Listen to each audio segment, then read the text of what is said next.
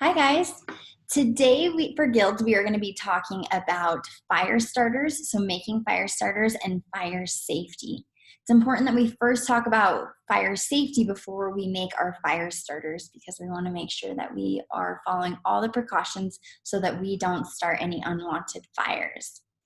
So the fire safety that we're going to be talking about is rule number 1 is you should always make sure that when you're lighting a fire that you are lighting it when an adult is around and helping you. Never ever light a fire on your own.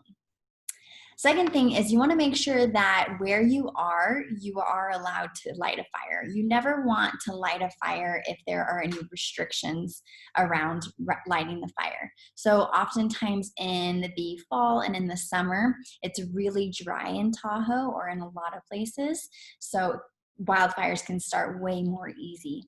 So it's important to make sure that we are in fire season, like that we're not in fire season, and that there's no restrictions and that it is legal to light a fire and that you are doing it somewhere that's safe. You want to make sure that that there are no burn bans and it's not too windy. You want to make sure that you dig a pit away from overhanging branches. And also, like we've talked about in the past, you want to make sure that you are clearing a 10-foot area. So make sure that there is no brush, there's no bushes, there's no grass. You want to make sure that it's just on dirt. Then also after you clear the area, the 10-foot area, the pit that you are going to be putting the fire in, you want to circle it with rocks. Next, you want to stack extra wood upwind away from the fire. So you never want the wind to be blowing into the extra wood that you have. After lighting, you want to make sure that you throw the match into the fire. You don't want to leave a hot match on the side. Make sure that it's thrown into the fire. You should never leave a campfire unattended. An adult should supervise the campfire at all times.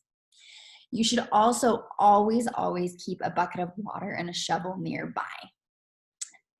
You can also keep an extinguisher if you have that, but usually in the wilderness, you're not going to have an extinguisher, so keep a bucket of water by you.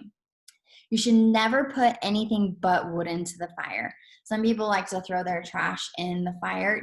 Don't do that. You should never burn styrofoam or plastic. Do not pull sticks out of the fire. So even if something you feel like is not going to burn your hands because it just has a little bit of fire at the end, don't touch it. Never pull anything out of the fire. Do not sit on the fire ring or rocks around the campfire. They heat up really quickly and they stay hot for a really long time. So you want to make sure that you don't touch the rocks that are circled around the fire. And finally, when it's time to put out the fire, make sure you dump lots of water onto it, stir it with a shovel, and then dump more water onto it. Make sure it's cold before leaving the campsite.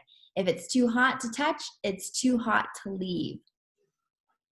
So those are some good rules to follow about fire safety. All those rules are very important to follow. Okay, so now we're going to talk about how to make fire starters. These are a really fun project. So the fire starter that we're first going to be making are Pinecone fire starters. There are tons of pine cones around here, so you will not have any trouble finding a pine cone. So what you're going to do is first you're going to go gather a pine cone. You can do one pine cone, you can do lots of pine cones, whatever you think. The next step is to get some string. So I have some twine here that I'm going to cut. So you want to cut about as long as your arm's stretched out. So I'm going to cut that. The next thing that you want to do is you want to fold the string in half. So I have it folded in half.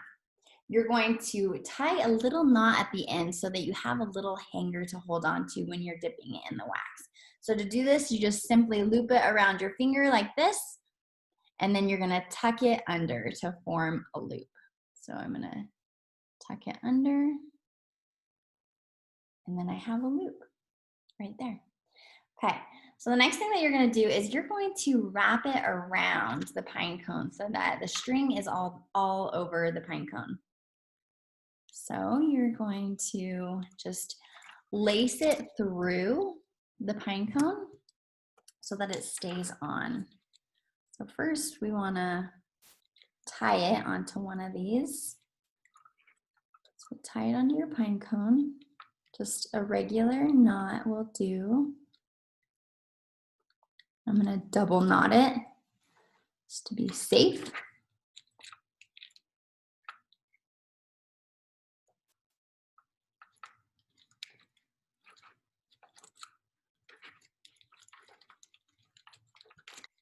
Take a time or two for you to get a handle on it. Okay, so then I'm going to knot it one more time. I got one loop. I'll show you what I just did.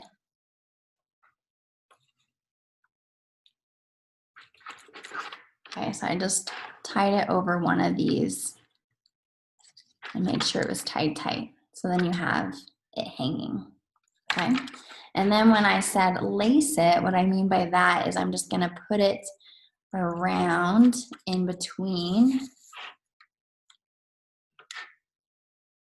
And this will help keep the fire going to light the pine cone. So I'm just lacing it all around.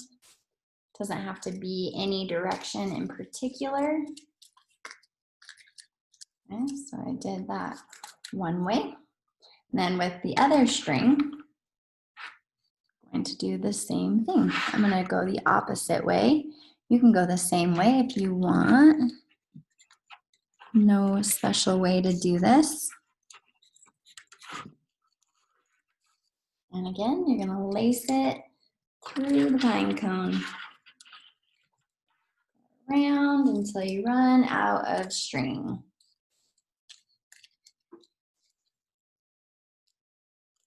Okay, and then just tuck the ends in. Okay, so then we have our pine cone. So what we're gonna do next is you need wax. If you don't have wax at your house, that's okay. You can find it at grocery stores or at craft stores. And yeah, this is just, it's really cheap wax. You can use candle wax or you can use beeswax. So what you're gonna do is you're going to place this in a homemade double boiler. I'm gonna show you what that looks like. So if you don't have wax at home, that's okay. You can still make the pine cone, and then when you get wax later, then you can dip it at that time. So if you don't have wax today, still make your pine cone. Okay, so this is what a double boiler looks like, a homemade one.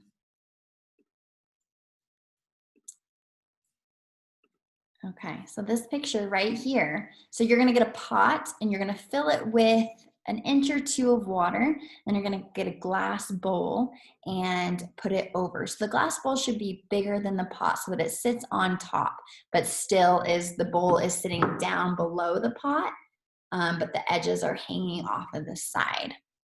This helps it so that wax doesn't get in, or water doesn't get in your wax. If water gets in your wax, then it can ruin it. Make sure that when you are doing this activity that an adult is helping you. Don't dip it in wax on your own. You can do this part on your own, but when you're actually dipping it in wax, please make sure that you have an adult. Okay, so you're going to put an inch of water in that pan when you're ready, and you're going to melt the wax in the bowl on top of the pan, and then you're going to dip the pine cone. So you want to make sure that when you're dipping the pine cone that it is fully submerged. So if you just have a little bit of wax, you can use a spoon to pour wax onto it. You want to make sure that your wax isn't too hot, or else it's not going to stick very well. So you want to let it cool after it's melted for about 20 minutes before you dip your pine cone. So then after you dip your pine cone, you'll want to put it on wax paper and let it rest for about 15 minutes. And then after 15 minutes has gone by, then you can dip it again. You can dip it as many times as you want. If you want to just dip it once, that's okay. You're going to have a super thin layer of wax. Or if you want to dip it multiple times, then you'll have a thicker and thicker layer, depending on how many times you dip it. Okay, the next method of making a fire starter is a newspaper fire starter. I didn't have a newspaper, so I have this packing, which is made out of like what a paper bag is made out of. This works too. So you can roll it up. So I rolled it up in a little spiral. Then you want to tie it up.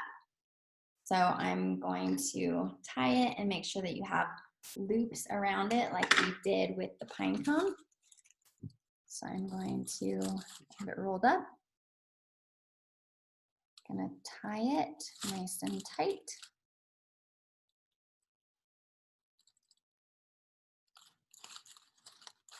Then I'm gonna tie a knot at the top too so that I have a loop. Remember, this is using our square knot like that we learned about before break. So if you don't remember what it is, you can go back to the knots video and watch that. So you're gonna tie all along your roll of newspaper or roll of paper, whatever you have, and then you will cut in between the string so that it's tied tight. So after you have this should have been more in the center, so you want it in the center. After you have this, then just like the pine cone, once you melt your wax in your homemade double boiler, you will dip this in wax as well, and then let it rest for 15 minutes and then dip it again. You can dip it as many times as you want. So this is a newspaper fire starter. The final fire starter that we're going to learn about is an egg carton fire starter. So for egg carton fire starter, just like the name says, is an egg carton. The second thing that you need is newspaper. Like I said before, I didn't have newspaper, so I'm going to use this packing paper. You want to shred the newspaper so that you are filling each of the egg cups. So I'm tearing off little bits and pieces and filling up the egg carton. So once this is full, once each of your little egg crates are full, then you're gonna pour wax into it. The same wax that we used before. So melt it and then pour it in here. If you want to make it smell yummy, you can add some essential oils to the wax. And if you want your fire starter to be a different color, you can put a crayon in the wax and melt it as the wax is melting. So I would add this, and I'd also add a crayon, and then it would make it different colors. So then after it's dried and you've had as many layers as you want, then you can use it in your fire anytime and it will help you start a fire. Sometimes it's tricky to start a fire out of the teepee or the log cabin that we learned about several weeks ago. So this will help get your fire going quicker. I hope you guys have a great time making these fire starters. Remember, if you don't have wax or you don't have an adult nearby, then you can go ahead and still prep all the fire starters, just not dip them. So you can make your pine cone, wrap the string around the pine cone. You can find an egg carton and rip up paper and put that in there and get that ready to go, or get a newspaper or packing paper, roll it up and string it and get it ready to go for when your parents can help you or when your adults can help you, then you can dip it when you have their supervision. Another thing about the egg carton one is you can also use lint. If you don't have packing paper or newspaper, you can use lint from your dryer. So if you open your dryer and you have the lint sheet, you can scrape off all the lint. So most homes always have lint in their dryer. So go to your dryer, get some lint, and you can fill your egg cartons that way. And you can also add anything else on there. I sometimes like to add tiny little baby pine cones on here, just as little decoration that makes the fire starters cute.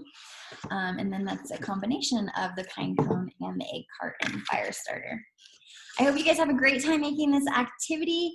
Let me know if you have any questions. And again, remember, do not light your fire starter unless you have an adult present, and do not dip it in wax unless you have an adult present. Have a great time, guys, and I will see you next time. Bye.